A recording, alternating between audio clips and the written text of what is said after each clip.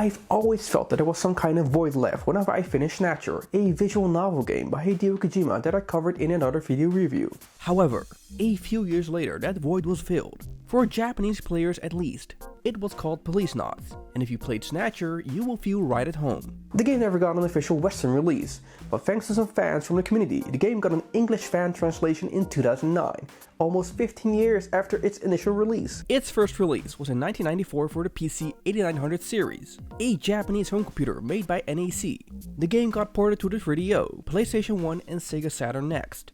While the later adaptations use FMV cell graphics and animations, the original 1994 version uses pixel art, similar to Snatcher. Since I only own a PlayStation console, I played the English fan translation. However, it's noted that the Sega Saturn version is presumably the best version to play the game on. Supposedly, it runs at a higher frame rate, more dialogue, less censorship, bonus content at the end, a alternative credit sequence, and best yet, light gun support. And all of this patch goodness is free. Although I reckon most people will have and play the PlayStation version, as it is easily accessible to come by for common folks. So what is Policenauts? Since this was my first ever playthrough of Policenauts, having played Snatcher for almost 25 years, I can boldly say it indeed feels like a spiritual successor to Snatcher. Improvements have been made, things were left unchanged, and some things don't fare well these days. Let's discuss. Policenauts is simply put a visual novel. You either hate them or you love them. There's no middle ground. Visual novels require you to have a lot of patience and at some point use your imagination. Having Policenauts released on CD disc based consoles comes with benefits. There's actual spoken dialogue, CD quality music, and the use of full motion video. While Policenauts depends heavily on those three, most dialogue is non-audio. Only moments that have impact and are important to the storyline are spoken. Whenever there's an action sequence, it reverts to full motion video, or whenever tension builds up between dialogue, like a plot reveal, the music changes. It's the same build up as was done in Snatcher, and while being predictable, I kinda like it. You take the role of Jonathan Ingram, a private detective on planet Earth, which is called home in the game. While waiting for pending jobs, a woman walks in, which is your ex from a long past. She wants you to solve a mystery involving her husband, a scientist on Beyond, which is an enormous space station in space, because he has disappeared. Now Jonathan and his woman know each other, and for everyone's sake, I won't get into spoilers in this review, but to put it short, Jonathan was one of the first police officers together with a band of other ones that were destined to be a police force in space. There was an accident, and Jonathan became disconnected from the Beyond space station while doing a routine check outside, and was lost in space for 25 years, being in a sort of deep frozen state. His appearance remains the same, while retaining his memories of his past. Everyone around him has aged and moved on, while he has settled for a job as this private detective on home. That's the story in a nutshell, and it evolves in much more. Like in Snatcher, all progression is scripted. You can't move to another location or sequence before you've finished looking at everything that's important, or have talked or discussed about or to certain objects or people on screen.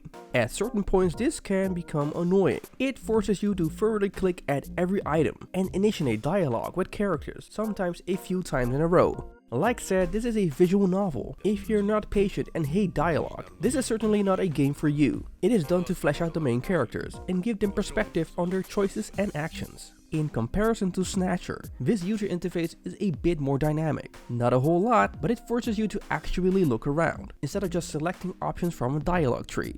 The game is divided into 7 acts that function as chapters. Basically, there are a few modes of gameplay. It's visual novel, which is story driven, and there are action sequences. These are shootouts against enemies, in the same manner as Snatcher. On the PlayStation version, you move around the D-pad to get the aiming dot to where you need to be. On the Saturn version, you can use the light gun. Personally, I would have liked to see the light gun implementation on the PlayStation as well, with something like the G-Con. Aiming with the D-pad feels a bit clumsy and slow, although you get used to it. Fortunately, there's unlimited ammo in that Beretta handgun, and the action sequences aren't difficult. After the intro chapter, the game shifts completely towards the space environment, as Jonathan gets aboard a shuttle towards the space colony called Beyond.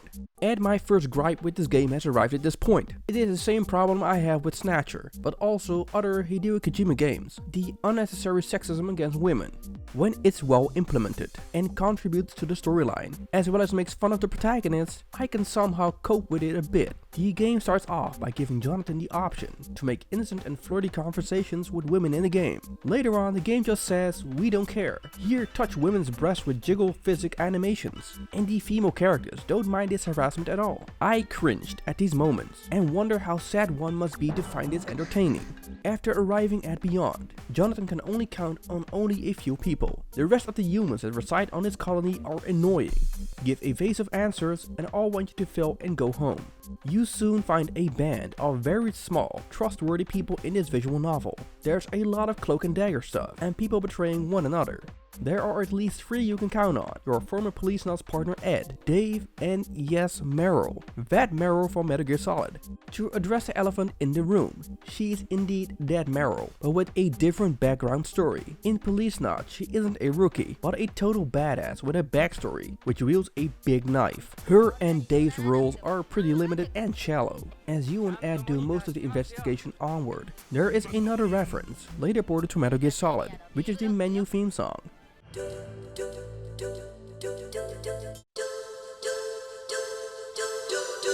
Ed and Jonathan sometimes call on Dave and Meryl to do some investigations and action sequences, but it's not visually shown, which is kind of a bummer.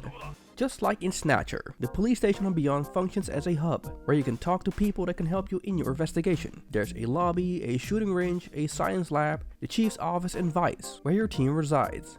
The science lab has its own Harry, which is Victor. The chief has his own Cunningham, which is former police colleague Gates, and so on.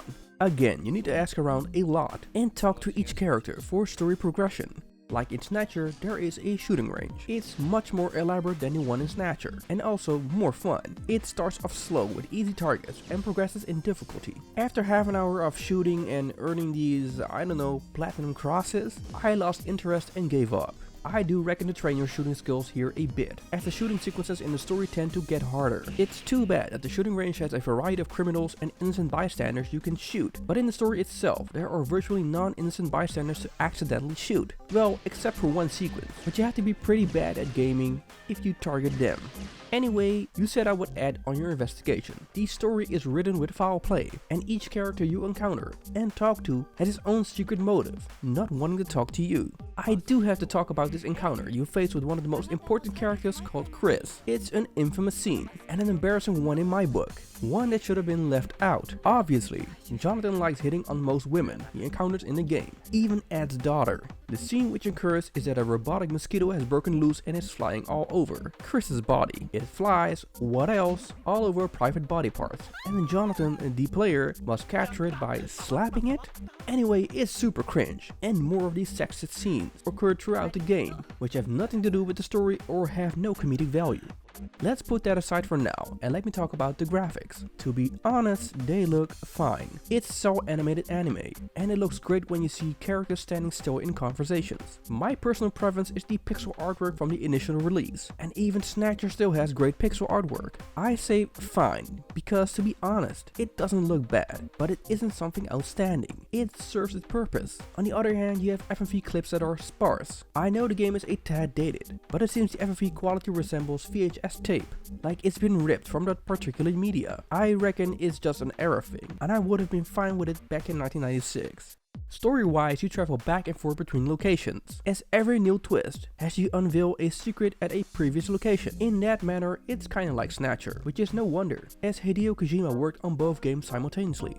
Like said, the game has you checking everything in order to proceed. The more annoying example I came across regarding this was the scene in where you need to find a person of interest in the space center. I mean, I get that Hideo wants you to also learn something from the game, but reciting all space knowledge mandatory can be a bit of a nuisance. So inside the space center, you move from room to room, check all items, persons, etc. until the person shows up. Because the game consists of many TV and movie tropes, I got caught up faster than the game its storyline itself. There is a scene where you browse through a CD collection. One of the CDs is unmarked, and when listening to it, it gives a static noise. From this point on, the player should know that this particular disc is a disc which needs to be played in a desktop PC. However, the game doesn't let you grab it to stash it in your collection. In that manner, the game doesn't let you have a private stash or collection of items. This really is just a visual novel, without the dynamic of a point-and-click adventure or puzzling.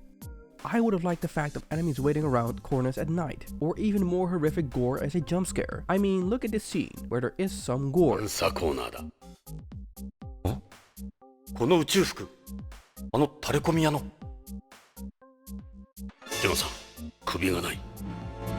俺たちポリスノーツの人形と同じだ。It's the way that it's presented, which doesn't do much for me. Snatcher builds tension story-wise, and Policenauts does not.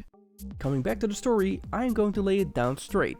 It isn't that exciting. What starts off as a simple quest to find a scientist rolls into a journey of smuggling narcotics to illegal organ trade. For a game with a sci-fi theme, it isn't really flamboyant with its sci-fi plot twist.